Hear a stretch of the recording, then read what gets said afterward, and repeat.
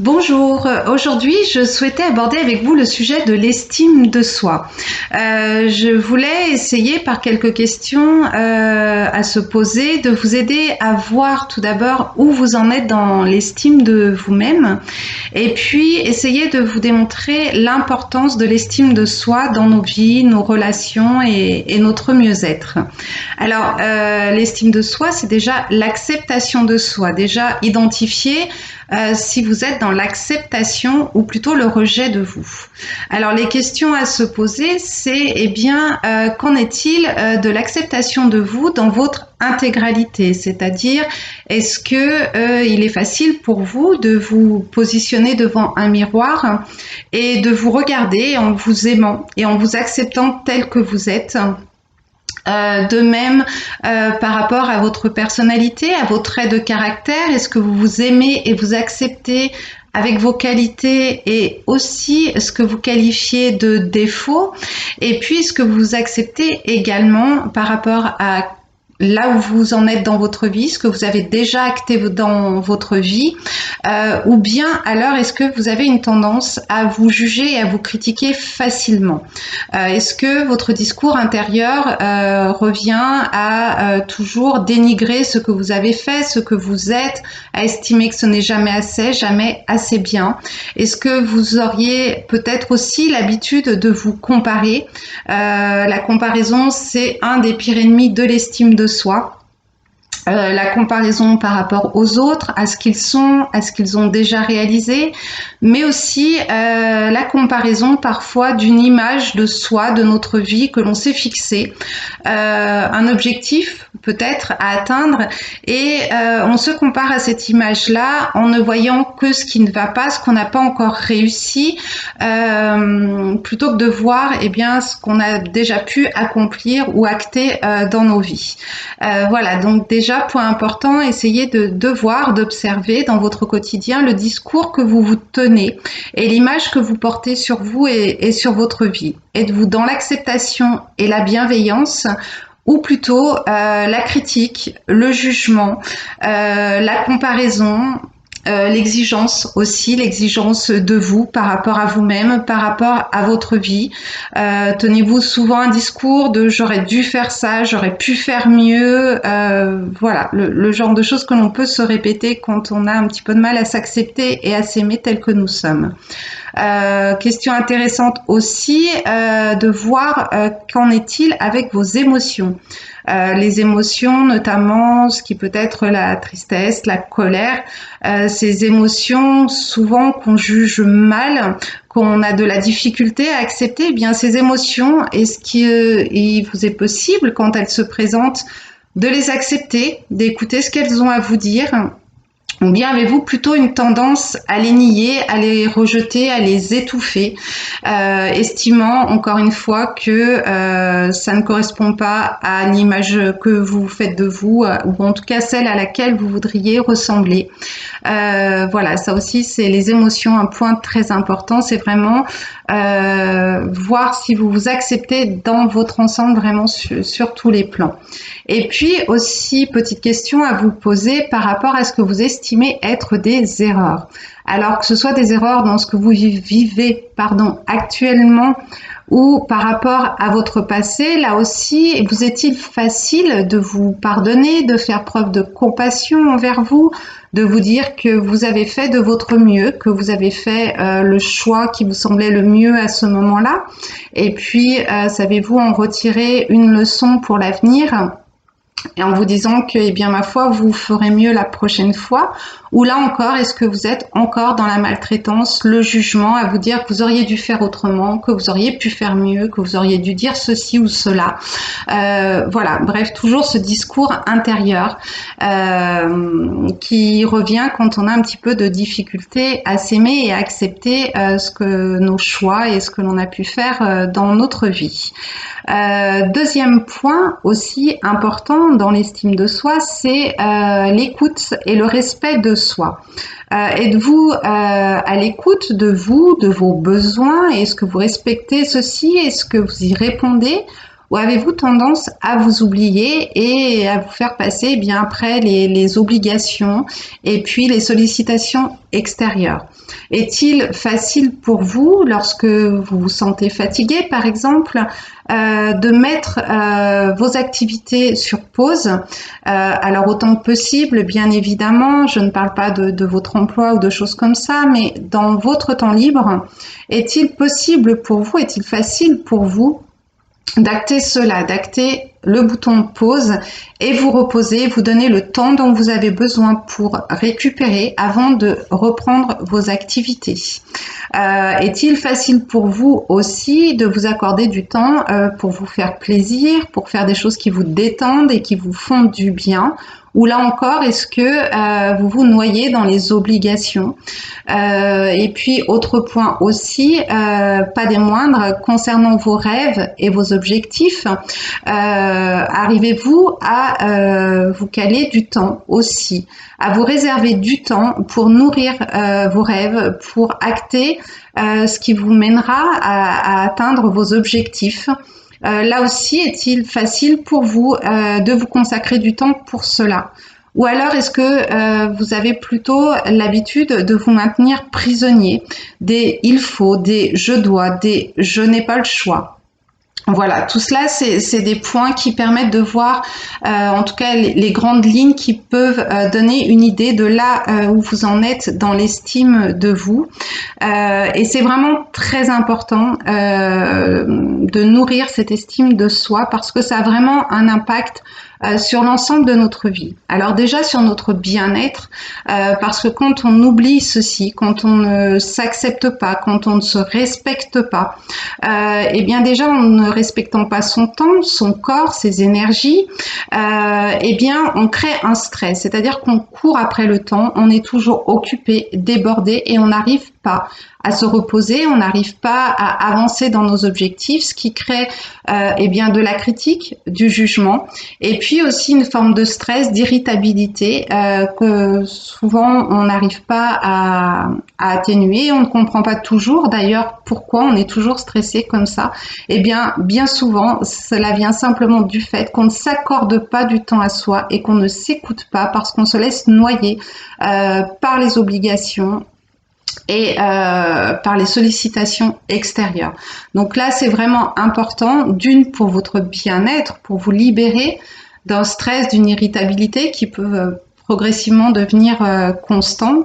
Et puis, si vous avez des objectifs qui sont importants pour vous, qui vous tiennent à cœur, si vous avez vraiment envie de créer des choses dans votre vie, eh bien, c'est seulement en y accordant du temps, en vous dégageant du temps pour cela que vous pourrez y arriver et que vous arriverez à vous créer une vie qui vous permettra d'être plus épanoui. Donc c'est vraiment très important d'avoir conscience de ça. Conscience aussi que parfois on ne se sent pas toujours aimé, pas toujours respecté. Et on projette ça sur l'extérieur en se disant, eh bien, mais lui, il ne m'aime pas, il ne m'accorde pas de temps. Par cette personne, je ne me sens pas respectée. Il faut bien avoir conscience que tout part de l'intérieur, tout part de soi. Donc, dans ces cas-là, c'est bien souvent un manque d'estime de soi. C'est même une évidence. Si vous-même, vous ne vous apportez pas tout l'amour que vous méritez, si vous ne vous respectez pas, si vous n'accordez pas d'intérêt à vos objectifs, comment voulez-vous que les autres puissent vous l'apporter? Ça, c'est vraiment une chose dont il faut prendre conscience. À partir du moment où vous vous donnerez l'opportunité de vous apporter de l'amour, de la bienveillance, que vous vous accorderez du temps pour vous reposer, pour prendre soin de vous, à partir du moment où vous reprendrez les commandes de votre vie en décidant de faire de vous votre priorité, en vous concentrant sur vos objectifs et en vous donnant le temps de le faire et donc les moyens de le faire, eh bien vous verrez que vous serez dans une toute autre énergie et croyez-moi, vous allez vraiment sentir la différence. Et à partir de ce moment-là, à partir du moment où vous allez vous accepter tel que vous êtes, cessez de toujours vous mettre la barre plus haut, de toujours estimer que ce n'est pas assez, que vous ne faites pas assez bien, le regard extérieur, le regard qu'on pourra porter sur vous n'aura plus d'impact. Parce que à partir du moment où vous vous aimerez pleinement comme vous êtes, et peu importe où vous en êtes, mais tant que vous vous acceptez ainsi, eh bien, vous ne serez plus dans le rejet de vous, parce qu'en ne vous acceptant pas, vous faites simplement revivre le rejet. Une fois que vous arriverez à dépasser cela, que vous arriverez à nourrir l'estime de vous et à vous respecter, eh bien, vous verrez vraiment la différence à l'extérieur. C'est-à-dire qu'à partir du moment où vous serez dans cette énergie-là, eh bien, peu importe ce que pourront dire les autres de vous, ça glissera complètement, ça n'aura plus du tout l'impact que ça peut avoir lorsque l'on manque d'estime de soi. Et ça nous mène à l'affirmation de soi. L'affirmation de soi, elle découle vraiment de l'estime de soi. C'est-à-dire que là aussi, pour voir où vous en êtes, posez-vous la question, essayez de vous observer quand vous êtes à l'extérieur, en groupe, avec vos proches ou peu importe, au sein de la communauté. Est-il facile pour vous de faire part de vos idées et de vos opinions? Peu importe si vos idées semblent un peu saugrenues, peu importe si vos opinions sont totalement différentes de la majorité, est-ce que c'est facile pour vous de les exprimer? De même, est-ce qu'il est facile pour vous de dire ce que vous ressentez?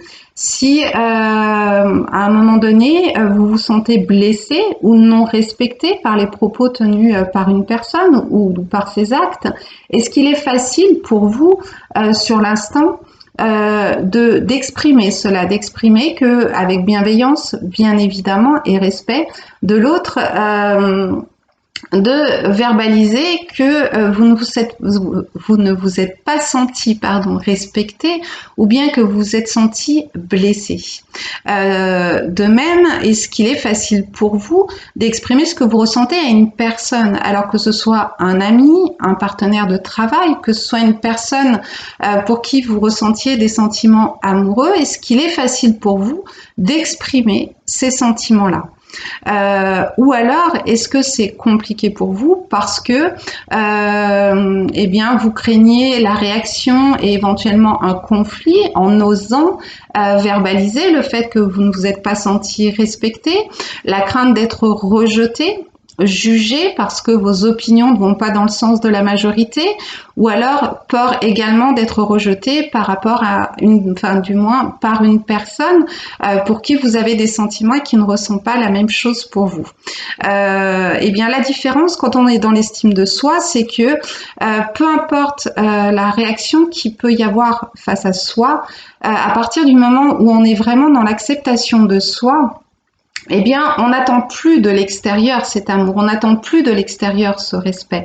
Alors, si la personne face à vous a une réaction pas très agréable, si la personne tourne les talons, eh bien, vous ne vivrez plus ce sentiment de rejet parce que vous-même, vous vous aimez, vous vous acceptez et vous respectez aussi l'autre dans ses ressentis, dans ses choix, et non seulement vous n'êtes plus blessé par un sentiment de rejet ou par crainte de jugement, mais en plus vous ne nourrissez plus de rancœur et de colère par rapport à l'autre et par rapport à sa réaction, parce qu'à partir du moment où vous acceptez également l'autre.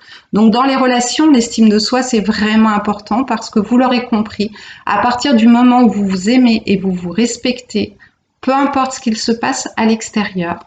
De plus, eh bien, nous recevons ce que nous donnons, donc vous verrez que vos relations vont changer. Alors peut-être que certaines personnes sortiront de votre vie, mais d'autres rentreront et vous verrez que ce sera des relations où vous vous sentirez beaucoup plus aimé et respecté. Et de la même façon, vous serez beaucoup plus à même d'aimer et d'accepter l'autre tel qu'il est dans ses réactions, sans plus être vous-même dans le jugement ou la critique de l'autre.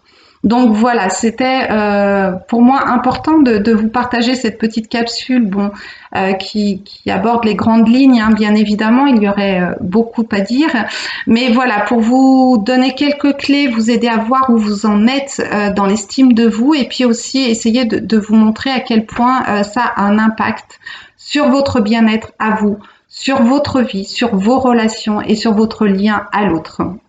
Voilà, donc je ne peux que vous inviter à faire de vous votre priorité, à devenir votre meilleur ami, comme vous le feriez avec votre meilleur ami, comme vous le feriez avec un enfant.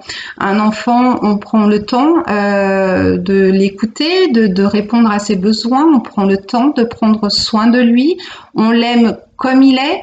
Eh bien, je vous invite vraiment à vous traiter comme votre meilleur ami, comme vous traiteriez votre enfant, et vraiment à prendre grand soin de vous, à vous aimer, à vous respecter et vous donner l'opportunité de vous exprimer vraiment tel que vous êtes à l'extérieur sans plus craindre d'être rejeté ou, ou mal aimé par l'extérieur. Voilà.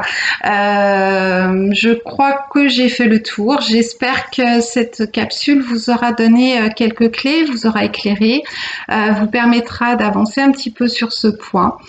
Si vous avez des questions ou besoin d'aide à ce sujet, n'hésitez surtout pas.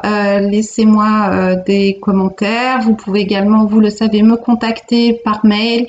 Vous avez mon téléphone, il y a Messenger. Voilà, on ne manque pas de moyens de communication. Alors n'hésitez pas, je vous répondrai avec joie. Je vous souhaite une très belle journée. Prenez soin de vous, aimez-vous et je vous dis à très bientôt. Au revoir.